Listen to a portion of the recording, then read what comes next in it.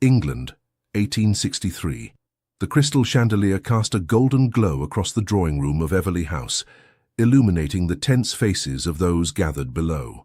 Lady Violet Everley stood rigid before the fireplace, her slender fingers gripping the mantelpiece as her father's words echoed through the room. "It is decided, Violet. The papers have been signed. You shall wed the Duke of Ravencrest by month's end."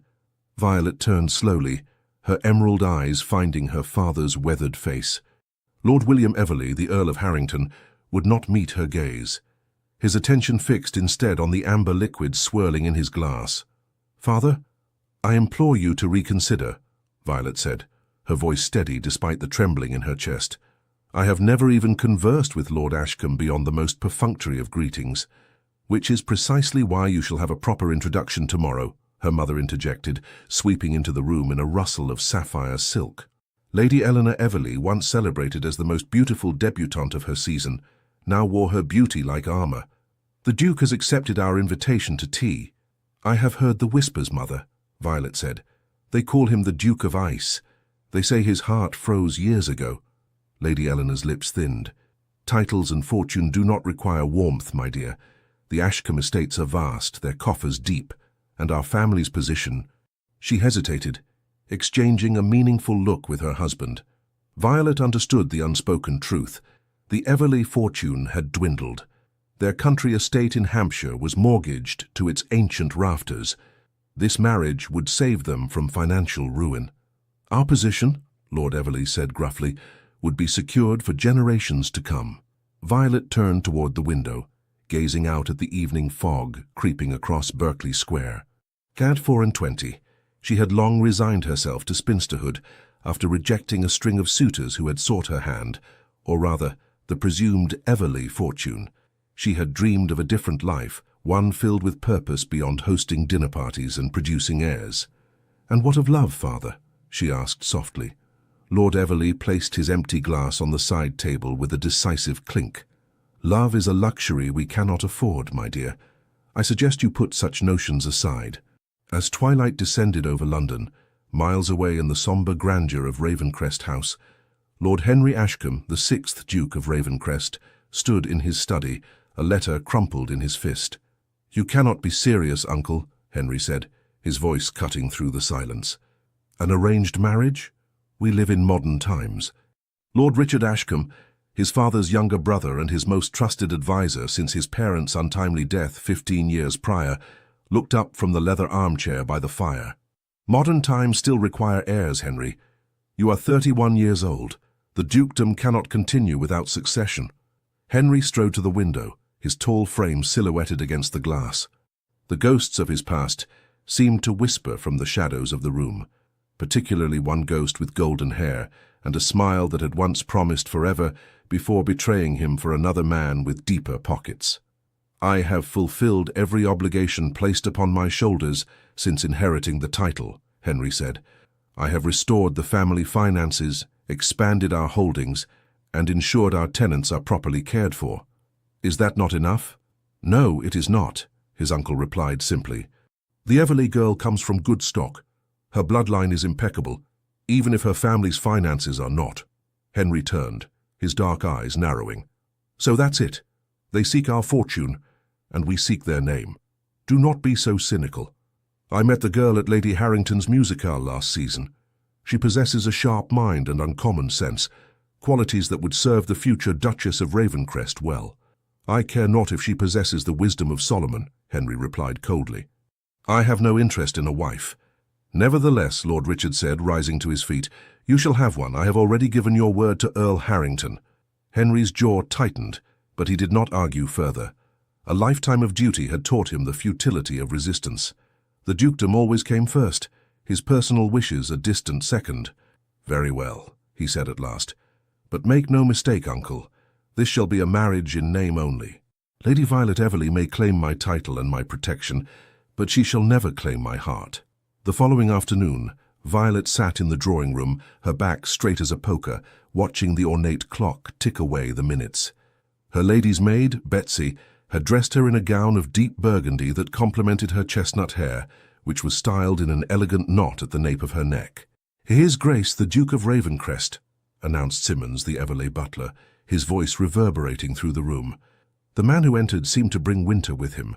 Tall and imposing, with broad shoulders and raven-black hair, Lord Henry Ashcombe moved with the fluid grace of a predator. His face might have been carved from marble, all sharp angles and austere planes. But it was his eyes that captured Violet's attention, dark as midnight and utterly devoid of warmth. The Duke bowed precisely, the movement elegant yet mechanical. "Lady Violet, Lord and Lady Harrington, you have my gratitude for your invitation." Violet rose and curtsied, studying him carefully. She had glimpsed him from afar at various society events, but proximity revealed details previously hidden: the slight scar above his right eyebrow, the tenseness around his mouth, the way he held himself as if perpetually braced for attack. "Your Grace," she murmured. "It is an honor to receive you in our home."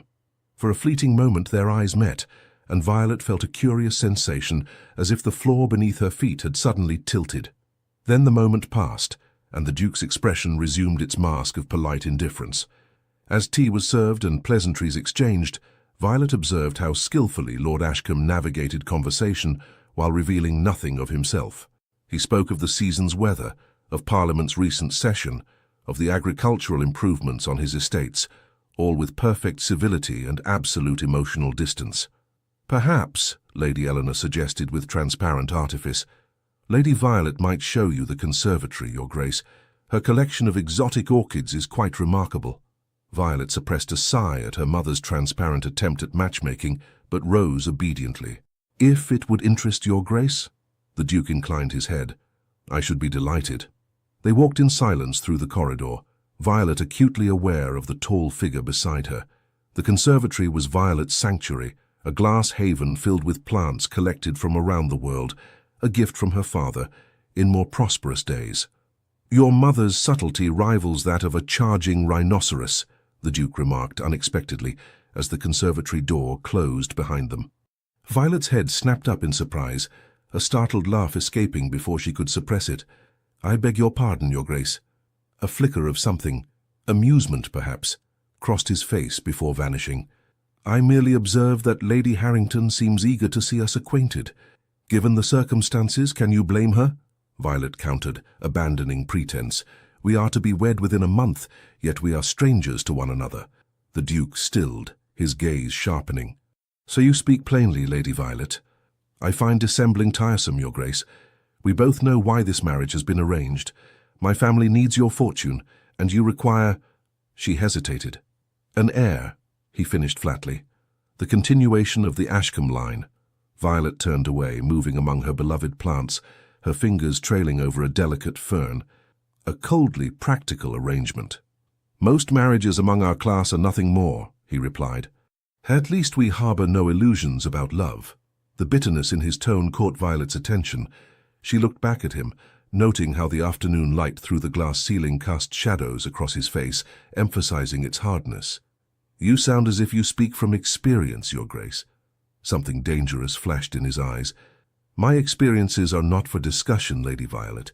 However, I believe in honesty between marriage partners, limited though our interactions may be. I shall provide for you generously. You shall want for nothing material. In return, I expect loyalty, discretion, and eventually an heir. Beyond that, we need not intrude upon each other's lives." Violet felt a chill that had nothing to do with the conservatory's temperature. "You describe not a marriage, but a business transaction. Is it not?" He gestured between them. "Your family's ancient name for my gold sovereigns." Anger flared within Violet's chest. "And what of companionship? Mutual respect? Perhaps even affection in time?" "I have no need for such sentiments," he replied coldly. "Nor do I have the capacity for them." "Everyone has the capacity for feeling, Your Grace," Violet said quietly. "Even you." The Duke's expression hardened further. "You know nothing of me, Lady Violet." "I know you were once called Henry," she replied, surprising herself with her boldness. "Before titles and tragedy shaped you into this fortress of a man." His eyes widened fractionally, the first genuine reaction she had seen from him. For a breathless moment, Violet thought she had gone too far. Then, unexpectedly, he offered his arm. "Shall we return to your parents, Lady Violet? I believe we understand each other well enough for one afternoon." As they walked back in silence, Violet sensed the walls between them solidifying, yet something in his reaction gave her pause. The Duke of Ice had, for the briefest moment, shown a crack in his frozen facade, and Violet Everly had never been one to ignore a challenge. The wedding of the Duke of Ravencrest to Lady Violet Everly was the most anticipated event of the season. St. George's Church in Hanover Square overflowed with London's elite, all eager to witness the union of one of England's most powerful dukes to the daughter of the impoverished Earl of Harrington. Violet stood in the antechamber, her white satin gown catching the light from the stained glass windows. Her cousin, Lady Caroline Beaumont, adjusted the lace veil over Violet's carefully arranged curls. "You look absolutely breathtaking," Caroline whispered, her blue eyes bright with unshed tears, "though I must confess I still cannot believe you are marrying the Duke of Ice." "Caroline!" Violet admonished, though there was no real reproach in her tone. Caroline had been her closest confidant since childhood, the sister she had never had. "Well, it's what everyone calls him," Caroline defended herself, adjusting a pearl pin in Violet's hair. "They say the last time he smiled was during the Great Exhibition of '51. Despite her nerves, Violet laughed. "Perhaps he simply requires a reason to smile." Caroline's expression grew serious. "Do you truly believe you can thaw his heart, Vi?" Violet looked down at her bouquet of white roses and lavender. "I do not know," she answered honestly, "but I intend to create a life of meaning, regardless. The Duke may not desire my companionship, but he shall have my respect, and I shall demand his in return." The organ music swelled, signaling it was time. Lord Everly appeared at the door, resplendent in his formal attire, though Violet noted the new lines of worry etched around his eyes. "You are a vision, my girl," he said gruffly, offering his arm. "The spitting image of your grandmother, the First Lady Harrington. She would be proud." Violet swallowed the lump in her throat. "Are you proud, father?" His expression softened. "More than you know. You are saving our family, Violet. I only wish the price was not so dear." "Perhaps it will not be as terrible as we fear," she said, though her heart fluttered like a caged bird. The church fell silent as Violet walked down the aisle on her father's arm. Through her veil, she could see the tall, rigid figure of her betrothed waiting at the altar, his expression inscrutable as ever. The ceremony passed in a blur of ancient vows and solemn promises. When the Duke slipped the gold band onto her finger, an Ashcombe family heirloom set with diamonds and sapphires, his touch was cool and impersonal. Not once during the service did he look directly into her eyes. "I now pronounce you man and wife," the bishop declared. "Your Grace, you may kiss your bride." A hush fell over the congregation. Violet held her breath as the Duke lifted her veil with careful precision. His dark eyes met hers for the first time that day, and she was startled by the flash of vulnerability she glimpsed before his mask slipped back into place. His lips brushed against hers in the briefest of contacts, a kiss that fulfilled the letter of tradition while remaining utterly devoid of passion. The wedding breakfast at Ravencrest House was an elaborate affair, with hundreds of guests milling through the grand ballroom and adjoining gardens. Violet moved among them, accepting congratulations with a gracious smile that concealed her growing apprehension. Her husband remained distant throughout, performing his duties as host with perfect correctness and nothing more. Violet noticed how he skillfully avoided being alone with her, always ensuring at least one other person remained in conversation with them. As evening approached, guests began to depart. Violet retreated to the Duchess's chambers, her chambers now, where Betsy helped her change from her wedding gown into a nightdress of finest silk, covered by a matching robe. "Shall I wait to help you with your hair, Your Grace?" Betsy asked, still stumbling over the new title. "No, Betsy," Violet replied, her fingers nervously tracing the embroidered pattern on her sleeve.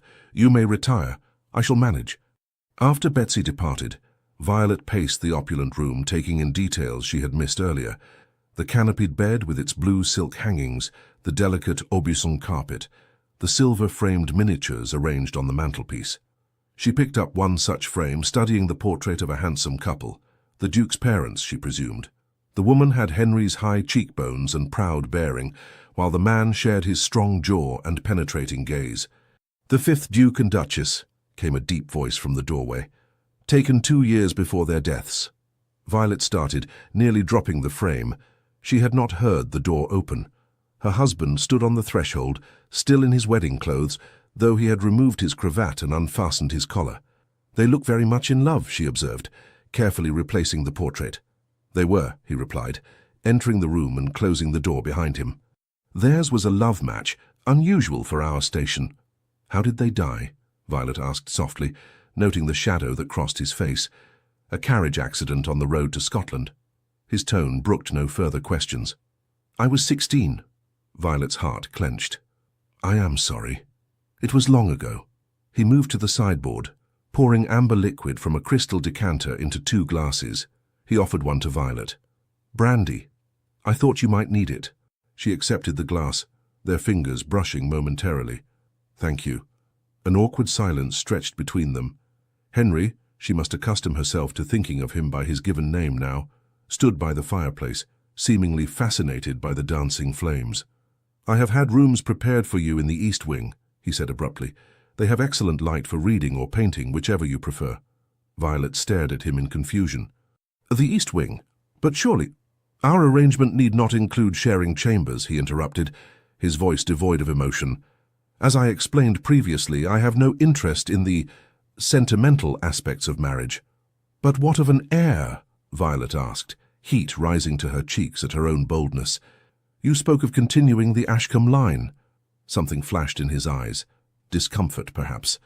"That matter can be addressed clinically when the time comes. For now, I believe separate chambers will suit us best." Violet set down her untouched brandy with a decisive click. "I see. And have I no say in this arrangement, Your Grace?" He frowned. "You object." "I object to being dismissed like an unwanted parcel," she replied, her temper flaring. "I may have entered this marriage out of duty, but I did so expecting to be treated as a wife, not an inconvenience to be tucked away in the East Wing." "I am trying to be considerate," he said stiffly. "Most women of your station would be relieved." "I am not most women," Violet interrupted. "And if we are to build any sort of life together, however limited, we must establish mutual respect. That begins with consulting me about decisions that affect us both." Henry stared at her as if seeing her for the first time. The firelight cast half his face in shadow, the other half illuminated in gold. For a moment, Violet thought she glimpsed a crack in his icy composure. Surprise, perhaps even admiration. Then his expression closed again, though less severely than before. "Very well, Duchess. What do you propose?" The title, her new title, momentarily took Violet aback. She gathered her courage and spoke from her heart. "I propose we attempt to forge a partnership built on honesty, if nothing else. I do not expect love, Henry, but I would hope for friendship in time." "Friendship," he repeated, as if testing a foreign word on his tongue. "Yes, beginning with proper chambers for the Duchess adjoining your own, with a connecting door that either of us may choose to lock or unlock as we wish." Henry considered her words, swirling the brandy in his glass. "You are unlike any woman I have encountered, Violet Everly." "Ashcombe," she corrected gently. "I am Violet Ashcombe now." Something indefinable crossed his features. Possession, perhaps. "So you are." He drained his glass and set it aside. "Very well. I shall have your belongings moved to the Duchess's proper chambers tomorrow. Tonight you may remain here, and I—" He paused, seemingly at a loss. "Will sleep elsewhere," Violet finished for him, understanding that he needed time. "But tomorrow we begin as we mean to go on, as partners in this endeavor, whatever it may become." Henry nodded, a hint of respect in his eyes. He moved toward the door, then hesitated. "Good night, Duchess." "Good night, Henry," she replied softly. After he left, Violet gazed into the fire, turning her wedding ring around her finger. The Duke of Ice might believe himself incapable of feeling, but Violet had glimpsed something beneath the frost, embers that might yet be coaxed to flame. The following weeks brought a whirlwind of changes. Violet found herself mistress of a vast household that included not only the London mansion, but also Ashcroft Abbey, the Ashcombe ancestral seat in Derbyshire, and a hunting lodge in Scotland. Mrs. Graves, the Ravencrest housekeeper, a formidable woman who had served the family for 30 years, presented Violet with household ledgers, staff rotations, and menu plans, watching closely to see how the new Duchess would respond. "I understand you have managed these houses splendidly for many years, Mrs. Graves," Violet said. after reviewing the immaculate records. "I see no reason to disrupt systems that function so well. However, I would appreciate your guidance in learning the particular traditions of the Ashcombe family." The housekeeper's severe expression softened marginally. "Very good, Your Grace. The late Duchess was most particular about certain observances. I should be pleased to acquaint you with them." Violet's days settled into a rhythm. Mornings were spent with Mrs. Graves and the butler, Mr. Phillips, addressing household matters. Afternoons she often passed in the library, familiarizing herself with the estate records and the family history. Of her husband she saw little. Henry rose before dawn each day, attended to business in the city, and often returned late. They dined together when he was home, exchanging polite conversation about inconsequential matters. Sometimes he would join her in the library in the evenings, reading silently across from her, before retiring to his chambers with a formal good night. The connecting door between their rooms remained closed, though not locked, a silent acknowledgement of the tenuous truce between them. One evening, nearly a month after their wedding, Violet was startled to find Henry in the music room, seated at the pianoforte, his fingers moving across the keys with surprising skill. The melancholy strains of Beethoven filled the air. She paused in the doorway, reluctant to interrupt. In this unguarded moment, his face had shed its usual rigidity, revealing a man capable of deep feeling. Henry looked up suddenly, his hands stilling on the keys. "Forgive me, I did not hear you enter." "Please don't stop on my account," Violet said quickly. "I had no idea you played." A shadow crossed his face. "My mother taught me. After she died, I rarely touched the instrument. Tonight I found myself—" He trailed off, seeming unable to explain. Violet moved into the room, drawn by this glimpse of his inner world. "The music suits you," she said softly, passionate beneath a controlled exterior. His eyes flashed to hers, startled by her perception. "You see too much, Duchess." "Perhaps you conceal too much, Duke," she countered gently. A silence stretched between them, charged with unspoken thoughts. Then Henry's hands returned to the keys, beginning a new piece, slower, more contemplative. "Chopin," Violet identified, moving to stand beside the instrument. "My father's favorite." Henry nodded, his focus on the music. "You play as well?" "Poorly," she admitted with a small smile. "My talents lie elsewhere." "Your orchids," he remembered, glancing up briefly. "You must miss your conservatory." The comment surprised her. She had not realized he had paid such attention during their brief meeting before the wedding. "I do," she acknowledged. Henry continued playing, his expression thoughtful. "The south wing at Ashcroft Abbey has an excellent conservatory, though it has been neglected in recent years. Perhaps when we visit next month you might consider restoring it." Violet's heart leapt at the unexpected gesture. "I should like that very much." He completed the piece, the final notes lingering in the air between them. When he looked up, his customary reserve had returned, though perhaps not quite as impenetrable as before. "I am hosting a dinner tomorrow evening," he said, rising from the bench. "Several members of Parliament and their wives. Your presence would be appreciated." It was not a romantic declaration, but coming from Henry, it felt like a significant overture. "I shall be there," Violet promised. He nodded, hesitating as if wanting to say more. Instead, he bowed slightly. "Good night, Violet." It was the first time he had used her given name without prompting.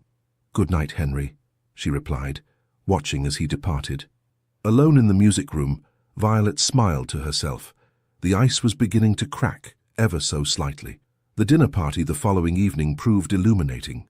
Violet observed how skillfully Henry navigated political discussions, his opinions respected, even by those who disagreed with him. She noted with interest that while his public persona remained aloof, he demonstrated genuine concern for issues affecting the common people, factory conditions, child welfare and agricultural reforms. "Your husband is quite the reformer," remarked Lady Abigail Woodridge, wife of the Foreign Secretary, as they took tea in the drawing-room while the men remained at table with their port. "Not what one would expect from a man of his reputation." "His reputation?" Violet inquired innocently, though she knew precisely what the woman meant. Lady Woodridge lowered her voice. "They call him the Duke of Ice, my dear, so cold and unapproachable. Yet here he is, passionately advocating for the Factory Acts. Most curious." "Perhaps," Violet suggested, People are more complex than the reputation society assigns them. Later that night, as Violet prepared for bed, a soft knock came at the connecting door. Her heart quickening, she crossed the room and opened it. Henry stood on the threshold in his dressing gown, his hair slightly disheveled, as if he had been running his hands through it. "Forgive the intrusion," he said formally. "I wish to thank you for your assistance this evening. Lady Woodridge can be challenging." Violet smiled. "She was quite taken with you, actually. Your views on the Factory Acts impressed her greatly." A faint frown creased his brow. "You sound surprised." "Not surprised, exactly," Violet replied carefully. "But I am learning there is more to the Duke of Ravencrest than meets the eye." He studied her face, his dark eyes unreadable. "As there is more to the Duchess than I initially perceived." The admission, small though it was, warmed Violet. "Perhaps we might both benefit from looking beyond first impressions." "Perhaps," he conceded, his gaze dropping briefly to her lips before returning to her eyes. He took a step back, his posture stiffening. "Good night, Violet." "Henry," she called softly as he turned to go, "the door shall remain unlocked on my side." He stilled, his back to her. For a long moment, he said nothing. Then, almost imperceptibly, he nodded before disappearing into his own chamber. Violet closed the door but did not turn the key.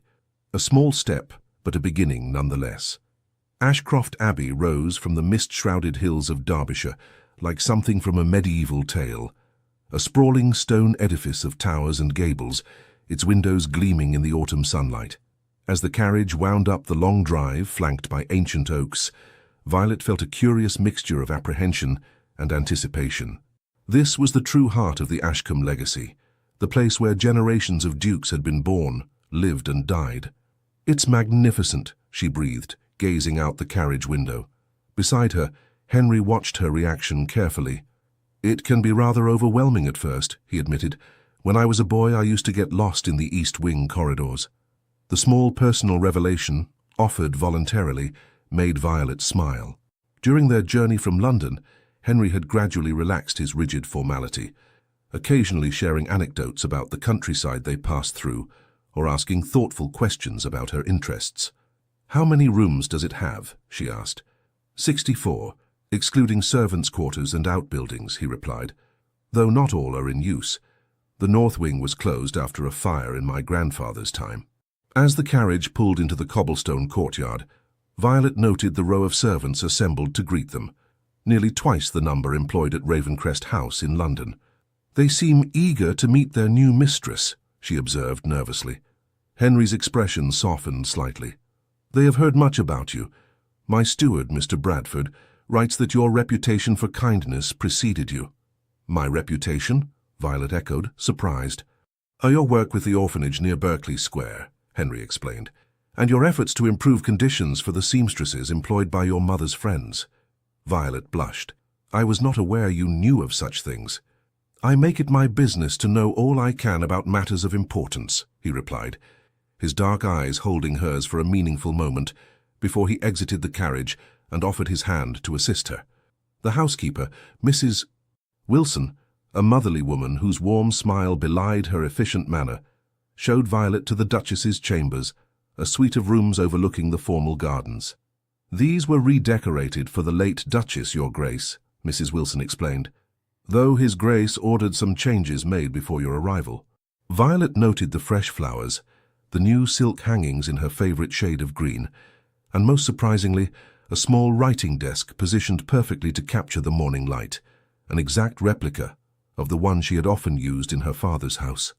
"His Grace had it made specially," Mrs. Wilson said, following Violet's gaze. "Said you mentioned once how you missed your old desk." Violet's breath caught. She had indeed mentioned it in passing, during one of their quiet evenings in the library. A brief comment she had not expected him to remember, much less act upon. That evening, Henry personally escorted Violet on a tour of the Abbey, moving from the grand public rooms with their ancestral portraits and priceless artwork to the cozier family spaces rarely seen by visitors. "And this," he said, opening a set of ornate double doors, "is the library." Violet gasped. The room was spectacular, 2 stories tall with a gallery running around the upper level, every wall lined with books from floor to ceiling. A massive fireplace dominated one wall, while tall windows overlooked the western gardens. "It's the finest private library in Derbyshire," Henry said, a hint of pride in his voice. "Nearly 15,000 volumes, collected over 3 centuries.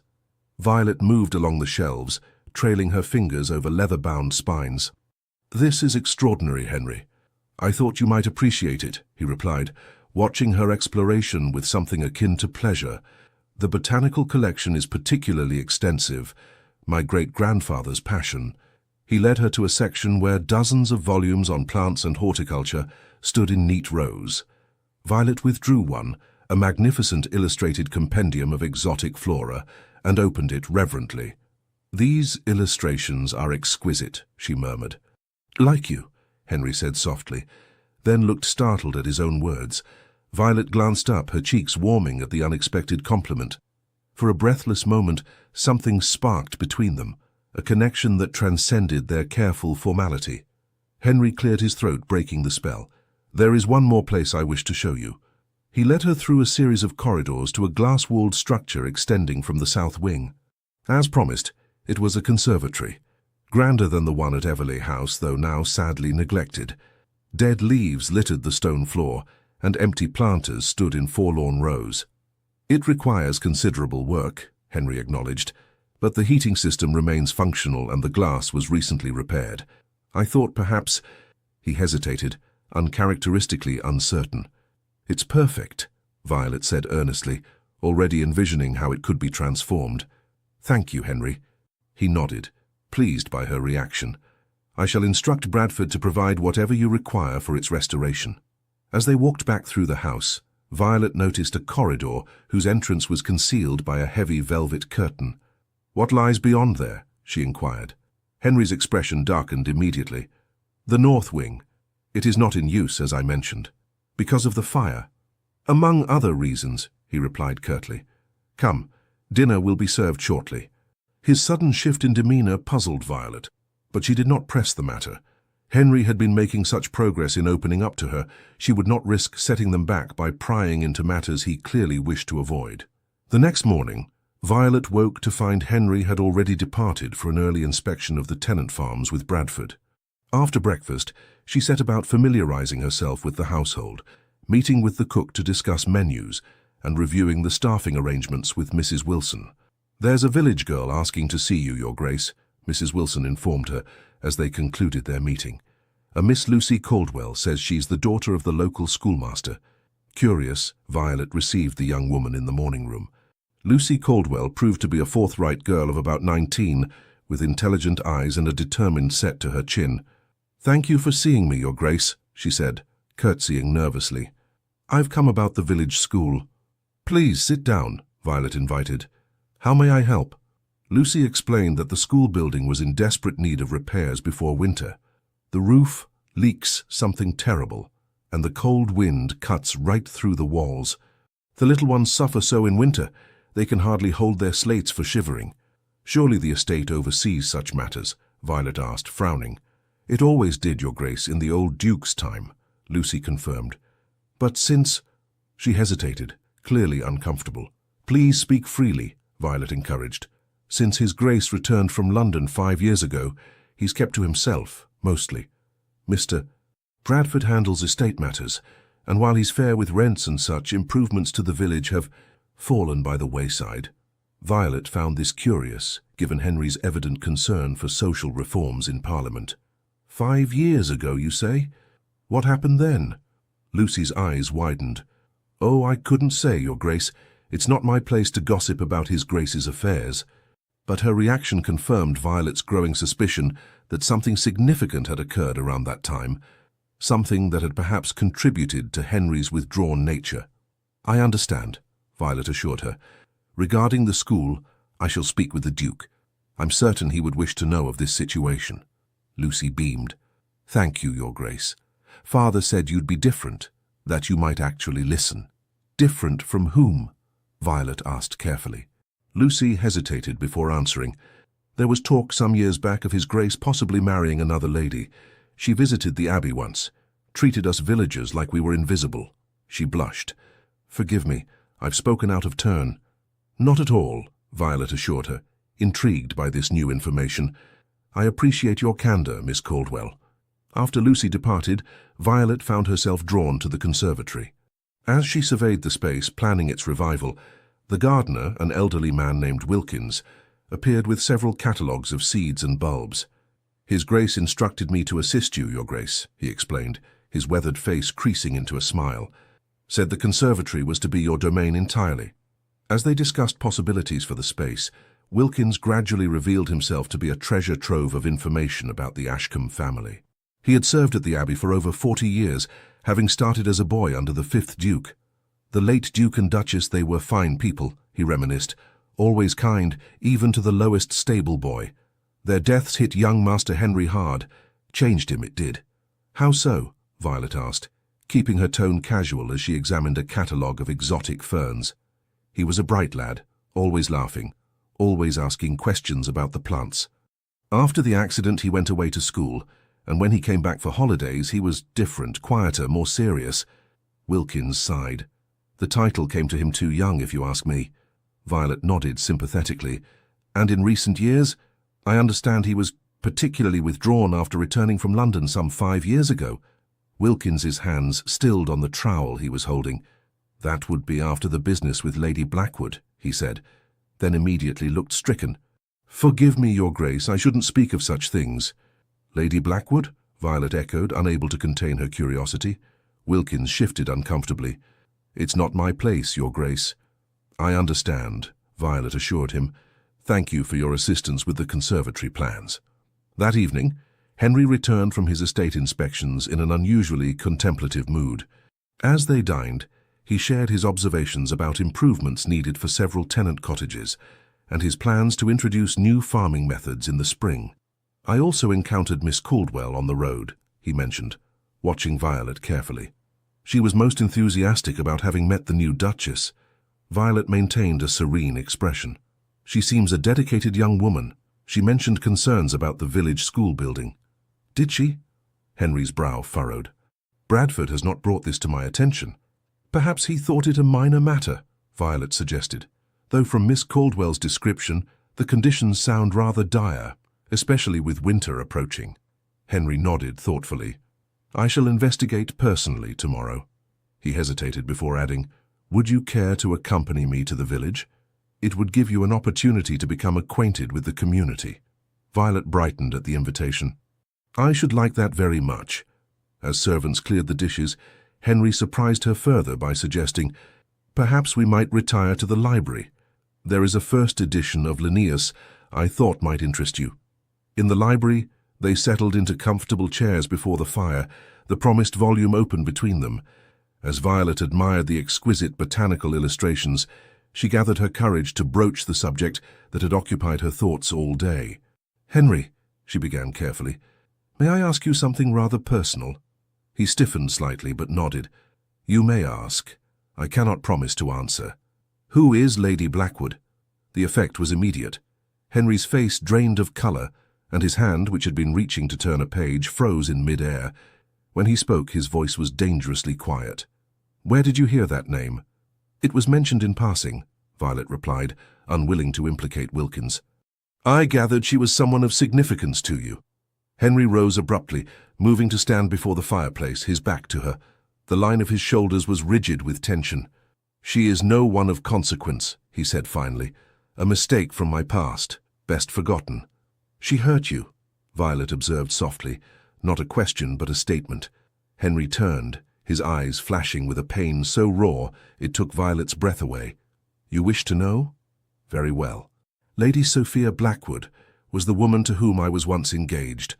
The woman I believed loved me until I discovered she merely loved the prospect of becoming a duchess." "What happened?" Violet asked gently. "I found her in the arms of the Marquis of Westmoreland, a man whose fortune far exceeded my own at that time." His laugh was bitter. She explained quite pragmatically that while a dukedom was prestigious, Westmoreland could offer her the lavish lifestyle she desired. She had not realized the Ravencrest finances were compromised when our engagement was announced. Violet winced at the betrayal. "When was this?" 5 years ago. I had spent the preceding years rebuilding the family fortune after my uncle's mismanagement during my minority. By the time I met Sophia, our finances were recovering, but not yet restored to their former glory. His mouth twisted. She abandoned a dukedom for ready money. Quite the mercenary. Where is she now? Violet asked. In Italy, I believe. Westmoreland married the daughter of a wealthy industrialist instead. Sophia found herself neither a marchioness nor financially secure. He shook his head. But enough of this unpleasantness. It is in the past. Violet stood, moving to his side. Is it? Or does her ghost still haunt these halls? And your heart? Henry looked down at her, his expression guarded. What would you have me say, Violet? That I was a fool? I freely admit it. That I allowed one woman's betrayal to harden me against all sentiment? Perhaps I did. And now, Violet asked, her heart pounding, do you still believe all women to be as calculating as Lady Blackwood? No, he admitted after a long pause. Not all women. Their eyes met, and Violet saw something shift in his gaze, a softening, a warmth that had not been there before. Instinctively, she reached out, placing her hand lightly on his arm. I am not Sophia Blackwood, she said quietly. I did not marry you for your fortune or your title. You married me to save your family, he reminded her, though without rancor. Yes, she acknowledged. But I remain with you by choice, Henry, and I would know the man behind the title, the man who cares about factory children and village schools, who remembers small details about writing desks and botanical interests, who plays Chopin in the darkness. That man intrigues me far more than any fortune could. Henry's breath caught. Slowly, hesitantly, he raised his hand to touch her cheek. Violet, he murmured, her name a question and a prayer. The library door burst open, shattering the moment. Your Grace, exclaimed Mr. Bradford, breathless and dishevelled. Forgive the intrusion, but there's a fire in the north wing. Henry sprang into action immediately, all vulnerability vanishing beneath the mask of ducal authority. Alert the staff. Form a bucket brigade from the well. Violet, remain here where it's safe. I will do no such thing, she countered, already moving toward the door. I can help. Henry looked as if he might argue, then nodded sharply. Stay with Mrs. Wilson. Help evacuate the staff, if necessary. The next hours passed in a blur of activity. The fire, fortunately, was contained to a single unused chamber in the north wing, quickly brought under control by the efficient response of the household staff and stable hands. As dawn broke, Henry found Violet in the great hall, distributing tea and blankets to the exhausted servants who had fought the blaze. Her face was smudged with soot, her hair falling from its pins, but her calm efficiency had not wavered throughout the crisis. You should rest, he told her, his own face streaked with smoke and sweat. You've done more than enough. As have you, she replied, noting the way he favored his right arm. You're hurt. A minor burn, he dismissed. Bradford has already seen to it. Let me see, Violet insisted, gently taking his arm and examining the bandage visible beneath his torn sleeve. You should not have entered the chamber yourself. It was too dangerous. I had to be certain no one was trapped, he replied. Then, more quietly, that wing holds difficult memories. Violet's eyes met his, understanding dawning. Sophia. He nodded grimly. The north suite was prepared for her before our engagement ended. I ordered it sealed afterward. No one has entered it since until tonight. Do they know what caused the fire? Violet asked. Henry's expression darkened. Bradford believes it was deliberately set. A lamp broken on the floor. Oil spread strategically. Who would do such a thing? Violet gasped. I intend to find out, Henry replied, his voice hard. But first, you need rest. I shall have a bath prepared for you. As they climbed the grand staircase together, Henry suddenly stopped, turning to face her. You were magnificent tonight, he said softly. Most women of your station would have swooned at the first sign of danger. Violet smiled tiredly. I am not most women, remember? No, he agreed, his eyes warming as they had in the library before the interruption. You are extraordinary, Violet Ashcombe. In that moment, as they stood on the staircase of his ancestral home, surrounded by the aftermath of danger, something fundamental shifted between them. Henry reached for her hand, raising it to his lips in a gesture that was no longer merely formal, but filled with genuine admiration. Rest well, my Duchess, he murmured against her fingers. We shall speak more later. The investigation into the fire revealed little. No strangers had been observed near the abbey, and all staff were accounted for during the critical hours. Henry increased security around the estate, but remained troubled. Perhaps it was simply an accident, Violet suggested, as they rode together through the estate the following afternoon. An animal could have knocked over an old lamp. Perhaps, Henry conceded, though he sounded unconvinced. The north wing shall be properly cleaned and restored now. There is no sense in maintaining a shrine to the past. Violet glanced at him, noting the new resolve in his profile.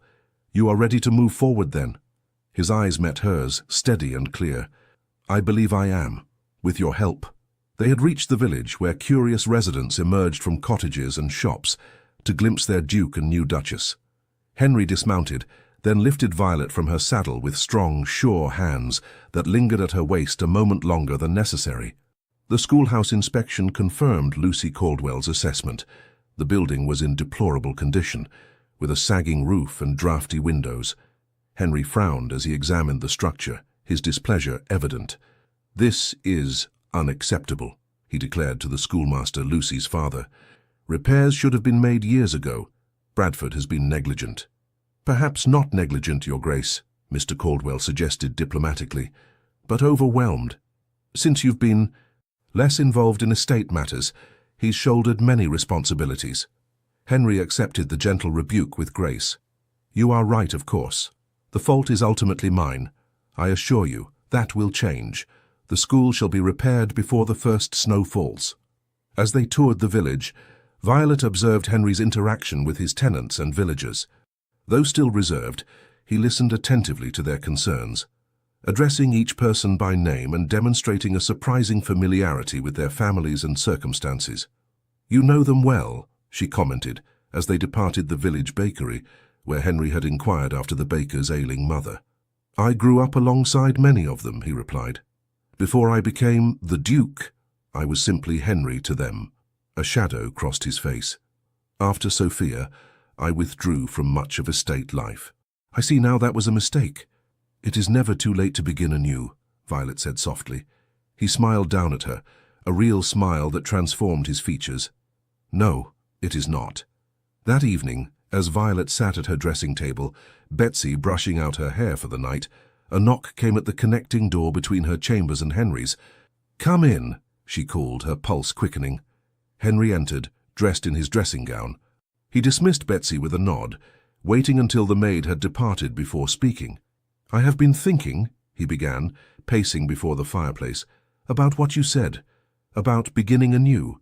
Violet turned on her stool to face him, her hair falling loose around her shoulders. Yes, I have not been a proper husband to you, he said, his voice low and intent. Nor have I been a proper steward to my estate and people. In both cases, I allowed past wounds to dictate my actions, or rather my inaction. You were hurt, Violet said gently. Hearts do not heal overnight. No, but neither should they remain frozen indefinitely. He moved closer, his dark eyes reflecting the firelight. You have shown me that, Violet. With your warmth, your courage, your unfailing kindness, you have reminded me of the man I once was, the man I might still become. Violet's breath caught as he knelt before her, taking her hands in his. What are you saying, Henry? I am saying that I wish to begin again. With you, with my responsibilities, with life itself.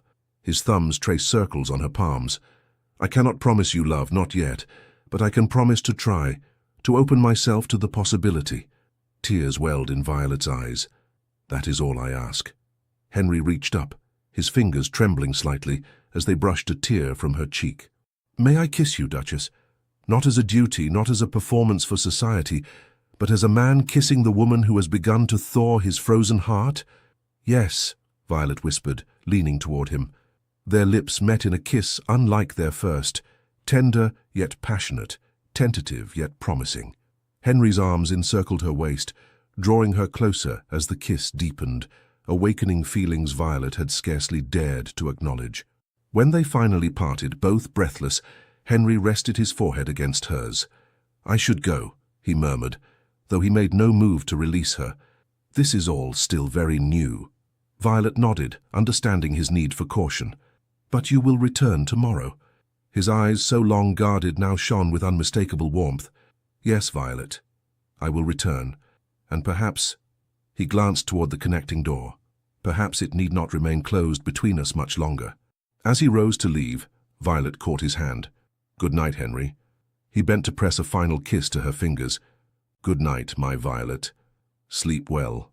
As the door closed behind him, Violet touched her lips, still tingling from his kiss. The Duke of Ice was melting at last, revealing the man of passion and principle beneath, and Violet found herself falling deeper under his spell with each passing day. The late autumn rains came to Derbyshire, transforming the landscape into a tapestry of golds and russets beneath pewter skies. Within Ashcroft Abbey, however, a different transformation was underway, one marked by quiet conversations before the library fire, shared smiles across the dinner table, and increasingly frequent moments when the Duke and Duchess could be found together, engrossed in each other's company. The conservatory project had become their joint passion. Henry surprised Violet with rare specimens ordered from the finest nurseries in Europe, while she designed the layout to create a haven of beauty and tranquility. Together they worked alongside Wilkins, planting and arranging, their hands often brushing in the rich soil. "My mother would have adored you," Henry remarked one afternoon as they positioned a delicate orchid in its new home. She had a similar determination to create beauty wherever she went. Violet glanced up, pleased by the comparison, and by how freely Henry now spoke of his parents. "Tell me more about her." "She was Italian by birth, the daughter of a Florentine count. My father met her during his grand tour and fell hopelessly in love. His family objected, of course. They had a suitable English heiress selected for him." Henry smiled at the memory. But father was resolute. He declared he would renounce the title if necessary. "How romantic," Violet said, genuinely touched. "Indeed. Fortunately, my grandfather eventually relented when he met her. No one could resist Isabella's charm for long." Henry's expression grew wistful. "She brought music and laughter to these ancient halls. After she died, the silence was deafening." Violet reached across the planter, covering his soil-stained hand with her own. "Perhaps it's time to fill these halls with music again." That evening, Henry led Violet to the music room, where the pianoforte had been newly tuned. As rain lashed against the windows, he played for her. Not the melancholy pieces of before, but vibrant sonatas that spoke of hope and renewal. Later, as they sat together on the instrument's bench, Henry's arm around her waist, Violet asked the question that had been forming in her mind. "Henry, what truly happened in the North Wing? Not just with Sophia, but there seems to be more pain associated with that place than a broken engagement would explain." He was silent for so long that Violet feared she had overstepped. Then slowly he began to speak. "The night my parents died, they had quarreled. It was unusual for them. They were devoted to each other. But father had received a letter that upset him greatly. They argued in the north drawing room, where I was not supposed to be, but I had crept in through the adjoining study to retrieve a book." Henry's fingers absently played a melancholy chord. "I overheard father accuse my Uncle Richard of embezzling estate funds. Mother urged caution, suggesting they seek legal counsel before confronting him publicly. Father was adamant. Richard had betrayed the family trust and would be held accountable." "Your uncle?" Violet asked, surprised. "The same who arranged our marriage?" Henry nodded grimly. "The very same. They left for Scotland the next morning, a journey my uncle had encouraged, supposedly to give father time to cool his temper. Their carriage never reached its destination. The implication hung in the air between them." Violet gasped softly. "You believe it was not an accident?" "I had suspicions, even as a boy," Henry admitted, "but I had no proof. By the time I came of age, the trail was cold, and Richard had indeed depleted much of the family fortune during my minority, legally through unwise investments and extravagant living, though the result was the same." "Is that why you worked so hard to restore the estates?" "Partly," Henry acknowledged, "but also to prove myself worthy of my father's legacy. He was an exceptional steward of both land and people." "As are you," Violet said firmly. "The tenants speak of you with great respect." Henry's expression softened. "If that is true, it is a recent development, one I owe largely to your influence." "And the North Wing?" Violet prompted gently. "What of Sophia?" Henry's jaw tightened. "After our engagement, I brought Sophia to the Abbey. I wanted to show her the place that would be her home, to share my dreams for our future together. I had the north wing renovated for her specifically. She had expressed a preference for those rooms because of their views. He rose from the bench, moving to stare out at the rain-lashed darkness. The night before she was to leave, I was restless. I went to the library, thinking to read until I grew tired. Instead, I overheard voices from the adjoining parlor, Sophia and my Uncle Richard. Violet felt a chill of foreboding. What were they saying? Richard was advising her to break the engagement, Henry said, his voice flat.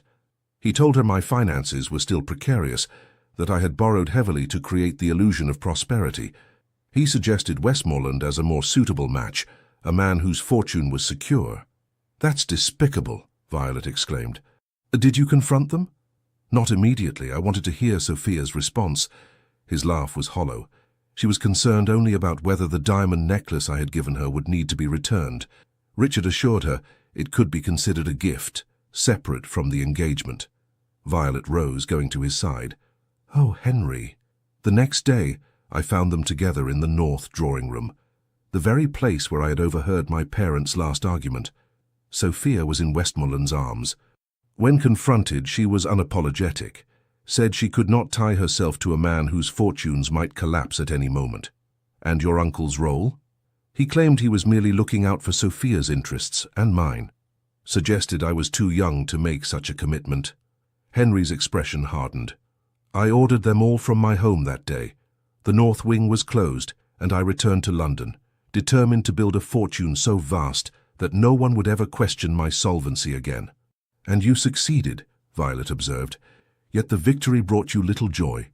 Until now, Henry said quietly, turning to face her. His eyes, once so cold, now burned with intensity. Until you. He reached for her, drawing her into his arms. Violet went willingly, her heart racing as his lips found hers in a kiss that spoke of long-banked passion finally unleashed. His hands tangled in her hair, cradling her head as if she were something infinitely precious. When they finally parted, both breathless, Henry rested his forehead against hers. I have been a fool, Violet, allowing the past to poison my present, seeing betrayal where there was only loyalty, rejecting connection when it was the very thing I needed most. Not a fool, she corrected gently, merely a man who was deeply wounded. A wound you have begun to heal, he murmured, his fingers tracing the curve of her cheek. I never thought to feel this way again, to trust, to hope, to... He hesitated, as if the word still frightened him. To love? Violet supplied, her voice barely above a whisper. Yes, Henry admitted, vulnerability and wonder mingling in his gaze. I believe I am falling in love with you, Violet Ashcombe. Against all my careful plans and protective walls, you have claimed my heart. Joy bloomed within Violet's chest, bright and overwhelming. And you have claimed mine, Henry. I think perhaps you had it from the moment you spoke honestly in my conservatory, all those months ago. Their second kiss was deeper, a sealing of unspoken promises. When Henry finally drew back, his eyes were dark with desire and newfound tenderness. Come, he said, taking her hand. There is something I wish to show you. He led her through the Abbey's corridors to the north wing. The fire damage had been repaired, the rooms cleaned and aired, though they remained sparsely furnished. I've been coming here each day, Henry explained, guiding her into what had once been the north drawing-room. Confronting the ghosts, you might say. The room was transformed from the last time Violet had glimpsed it during the fire. Fresh paint brightened the walls, new curtains hung at the windows, and a single portrait dominated the space above the mantelpiece. Henry's parents, their faces alight with joy and mutual adoration. It was in storage, Henry explained, following her gaze to the painting. I could never bear to display it after they died. It reminded me too much of what I had lost. And now? Violet asked. Now it reminds me of what is possible, he replied, drawing her close. The love they shared, real, enduring love. It wasn't a fairy tale. It existed. It can exist again. Violet's heart soared at his words. Yes, it can. I want to fill these rooms with new memories, Henry continued. Happy ones. I thought perhaps a nursery someday. The implication made Violet blush even as her pulse quickened. I would like that very much. Henry's expression grew serious. There is one more matter we must address. My Uncle Richard. Violet tensed. You believe he was involved in your parents' deaths? I cannot prove it, Henry said grimly, but I have my suspicions. And now, with the fire in this very wing, he shook his head. It may be mere coincidence. Or it may not, Violet finished. When did you last see him? At our wedding. He seemed displeased by my choice of bride. I assumed it was mere snobbery. The Everleigh fortune is diminished, after all. His eyes narrowed. But perhaps it was something else. Perhaps he feared you would influence me in ways he did not anticipate. Such as reopening this wing? Becoming more involved in the estate? Violet suggested, examining old records. Henry nodded slowly. Precisely. The estate books for the period immediately following my parents' deaths, they've gone missing from the steward's office. Bradford has been searching for weeks. A cold realization dawned on Violet. The fire, it wasn't just about Sophia, was it? You think something was hidden in the north wing, something that might implicate Richard? I do, Henry confirmed, and I intend to find it. The next morning brought unexpected visitors to Ashcroft Abbey. As Violet descended the grand staircase, she heard raised voices from the entrance hall. I assure you, Lord Richard, His Grace is not receiving visitors today, insisted Phillips, the butler, his usual composure strained. Nonsense. I am his uncle and trustee. I need no invitation, retorted a sharp voice that Violet recognized from their wedding, Lord Richard Ashcombe. And I am his wife, Violet announced, sweeping into the hall with all the dignity of her position. Good morning, Lord Richard. This is an unexpected pleasure. Richard Ashcombe, a leaner, greyer version of his late brother, regarded Violet with barely concealed disdain. Beside him stood a striking woman of perhaps 40, her blonde hair artfully arranged beneath an expensive bonnet. Duchess, Richard acknowledged stiffly. May I present Lady Sophia Blackwood, recently returned from the continent. Violet felt as if the floor had dropped from beneath her feet. This was Henry's former fiancée, the woman who had broken his heart and helped drive him into isolation. Yet she maintained her composure, inclining her head with cool politeness. Lady Blackwood, how unexpected. I was given to understand you resided in Italy. Until recently, Sophia replied, her voice musical yet somehow false. The climate disagreed with me. When I learned of dear Henry's marriage, I felt I simply must return to offer my congratulations in person. How thoughtful, Violet replied, noting the calculating gleam in the woman's eyes. His Grace is inspecting the tenant farms this morning, but should return for luncheon. Perhaps you would care to wait in the drawing room. As Phillips escorted the visitors away, Violet immediately dispatched a stable boy to find Henry. Whatever game Richard and Sophia were playing, she would not face them alone. Henry returned within the hour, his expression thunderous as he strode into the library where Violet waited. Is it true? He demanded without preamble. Sophia is here? With my uncle? Violet rose, going to him. Yes. They arrived unannounced about an hour ago. Henry, I believe they mean mischief. His jaw tightened as he took her hands. Of course they do.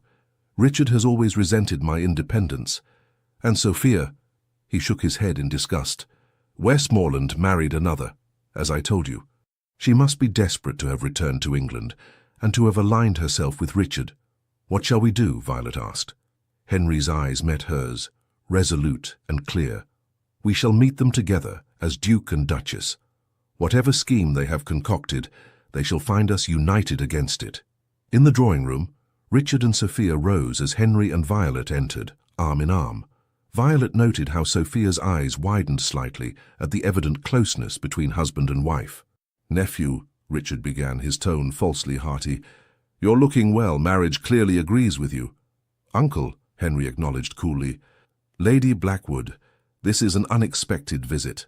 Sophia moved forward, offering her hand with practiced grace. Henry, darling, how wonderful to see you again, and in your ancestral home, just as we once planned. Henry ignored her outstretched hand. What brings you to Derbyshire, Sophia? I doubt it was concern for my marital happiness. A flash of anger crossed her perfect features before she composed herself. So direct as always. Very well. I've come because I've had time to reflect on my hasty decision. I realize now I made a terrible mistake. Several, I should think, Henry replied dryly. I was young and foolish, Sophia continued, her voice taking on a pleading quality. I allowed myself to be influenced by others. Her gaze slid meaningfully toward Richard, who stiffened. I have regretted it ever since. Violet watched the performance with growing indignation. The woman's insincerity was as transparent as glass. "What exactly do you want, Lady Blackwood?" she asked directly. Sophia's mask slipped momentarily, revealing irritation at the interruption. "I merely wish to make amends, to explain myself to Henry. To both of you, of course." "An explanation 5 years delayed," Henry observed, "coincidentally arriving just as my wife and I begin examining the estate records from the period following my parents' deaths." Richard stepped forward, his face flushing. "What are you implying, Henry? Surely you're not still harboring childish suspicions about your parents' accident?" "I imply nothing, Uncle. I merely find the timing curious." Henry's gaze hardened. "As I find it curious that the North Wing suffered a fire shortly after I mentioned to Bradford my intention to thoroughly review all estate documentation from my minority." A tense silence fell. Sophia glanced uncertainly between Richard and Henry, clearly not having anticipated this turn in the conversation. "I think," Violet said into the silence, "that Lady Blackwood's presence here is a distraction. The real question is what you fear we might discover, Lord Richard." Richard's face contorted with anger. "How dare you? I have served this family faithfully for decades. I guided this estate through difficult times while this ungrateful boy was still learning his letters." "And helped yourself to its resources in the process," Henry countered. "Bradford has found discrepancies in the accounts, significant ones. Funds diverted to mysterious investments that yielded nothing for the estate, but somehow enriched you personally." "Lies and slander," Richard sputtered. "Then you will not object to a full audit," Violet suggested calmly, "by independent solicitors from London." Richard paled visibly. "This is outrageous. I will not be questioned like a common thief in a house where I was once master." "Acting master," Henry corrected coldly, "and that time has long passed.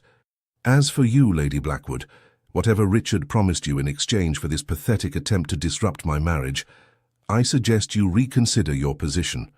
The Duchess and I are not so easily manipulated." Sophia's beautiful face hardened into ugly lines. "You always were too clever for your own good, Henry. Richard said you'd be blinded by a pretty face and a convenient title, but I knew better." She turned to Violet with undisguised contempt. "Enjoy your victory, Duchess. But remember, you were not his first choice." "No," Violet agreed serenely. "I was his best choice, something you could never have been." Henry moved to stand beside his wife, his hand finding hers in a gesture of united strength. "You have outstayed your welcome, both of you. Phillips will show you out." As Richard and Sophia departed, their scheme in tatters, Henry turned to Violet, his expression softening from granite to warmth. "You were magnificent," he said, drawing her into his arms. "My brave, brilliant Duchess." "We were magnificent together," she corrected, resting her head against his chest. "Do you think they will trouble us again?" "Richard may try," Henry acknowledged, "but he has lost his power over me, over us. Whatever evidence he sought to destroy in the fire, I will find it, and if it proves his involvement in my parents' deaths, he will face justice at last." That evening, as twilight cloaked the abbey in shadow, Violet stood before the window in her chamber, gazing out at the mist-shrouded grounds. The day's confrontation had left her drained yet strangely exhilarated. They had faced Henry's past together and emerged stronger.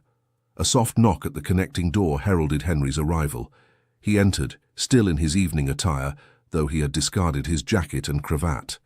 "Are you well?" he asked, coming to stand behind her at the window. "Today was challenging."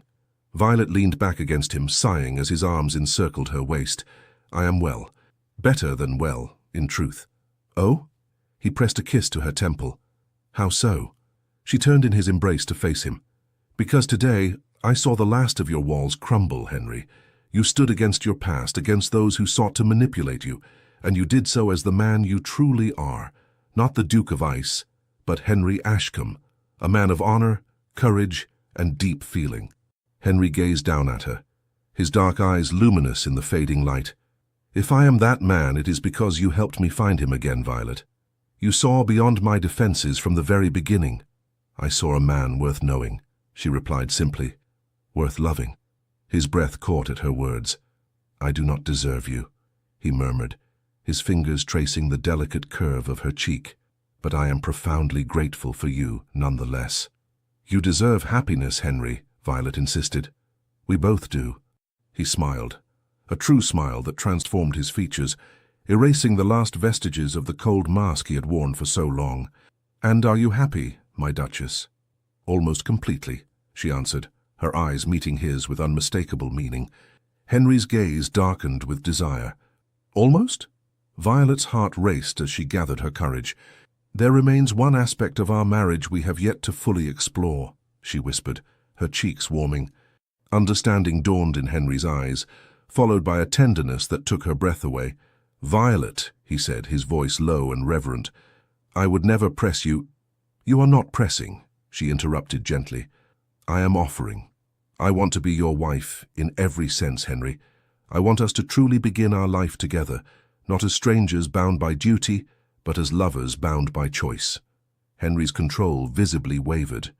Are you certain? In answer, Violet rose on tiptoes, pressing her lips to his in a kiss that conveyed everything words could not. With a groan, Henry gathered her closer, deepening the kiss as 5 months of restrained passion finally found release. Later, as moonlight spilled across the bedchamber, Henry traced idle patterns on Violet's bare shoulder, his expression one of wonderment. I never imagined it could be like this, he confessed, so perfect, so complete. Violet smiled against his chest, listening to the steady beat of his heart. Nor did I. I thought myself incapable of love, Henry continued, his voice thoughtful in the darkness. After Sophia's betrayal, I convinced myself it was a weakness I could not afford. But loving you? He tilted her face up to his. Loving you has made me stronger, not weaker. Braver, not more vulnerable. That is the paradox of true love, Violet replied softly. It asks for surrender, yet grants us strength. Henry gathered her closer, pressing a kiss to her forehead. I love you, Violet Ashcombe, with all that I am and all that I shall become. And I love you, Henry, she whispered back. My Duke of Ice no longer. Dawn found them still entwined, reluctant to part even for sleep. As the first pale light filtered through the curtains, Henry propped himself on one elbow, gazing down at Violet with tenderness. I have been thinking, he began, brushing a stray curl from her face, about our future. What of it? She asked, reveling in the simple joy of waking beside him. I want to restore the North Wing completely, he said. Not as it was, but as something new. A place of light and music, as my mother would have wished. I think that's a wonderful idea, Violet agreed. Your parents would be proud of the man you've become, Henry. His expression grew serious. There is more. I've decided to pursue the investigation into their deaths, regardless of where it leads. Richard must answer for his crimes if indeed he committed them. I shall stand with you, Violet promised. Whatever you discover, whatever comes, we shall face it together. Henry brought her hand to his lips, kissing her palm with reverence. Together, he agreed. Always. The months that followed brought significant changes to Ashcroft Abbey and its master. Henry threw himself into estate improvements with newfound vigor, working closely with Bradford to modernize farming methods and improve conditions for tenants. The village school was not merely repaired, but rebuilt entirely, with Miss Lucy Caldwell appointed as assistant teacher, alongside her father.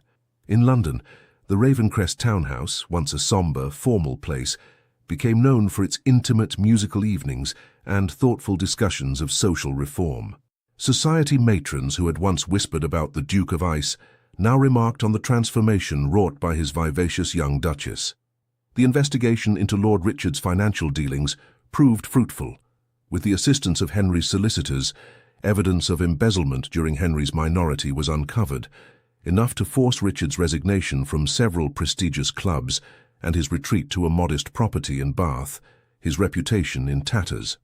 Though no definitive proof of his involvement in the tragic accident that claimed the 5th Duke and Duchess was found, a former stable hand came forward with testimony that Richard had paid to have the carriage tampered with.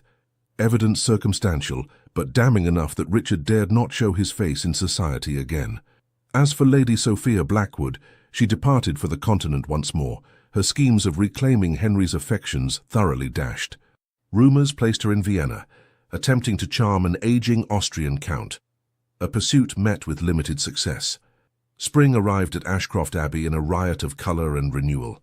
The restored conservatory bloomed with exotic specimens from around the world, becoming Violet's pride and joy. The north wing, completely renovated, now housed a magnificent music room where Henry played nightly, his skill increasing with practice. On a perfect May morning, Henry found Violet in the conservatory, tending to a particularly delicate orchid. She looked up as he entered, her face glowing with happiness that still took his breath away. "Good morning, husband," she greeted him, setting aside her gardening tools. "You're up early." "I could not sleep," he admitted, drawing her into his arms. Too many thoughts running through my mind. Concern flickered across her features. Troubling thoughts. Quite the opposite. He smiled, brushing a kiss against her temple. "I was thinking of the future, our future." Violet's expression softened. As was I. Henry raised an eyebrow. "Oh? And what were your thoughts, my love?" A mysterious smile curved her lips as she took his hand, guiding it to rest against her still flat abdomen.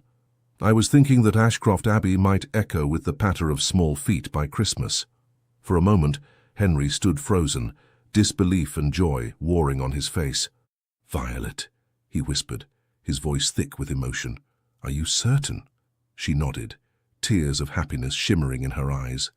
"Dr. Bennett confirmed it yesterday. We are to have a child, Henry."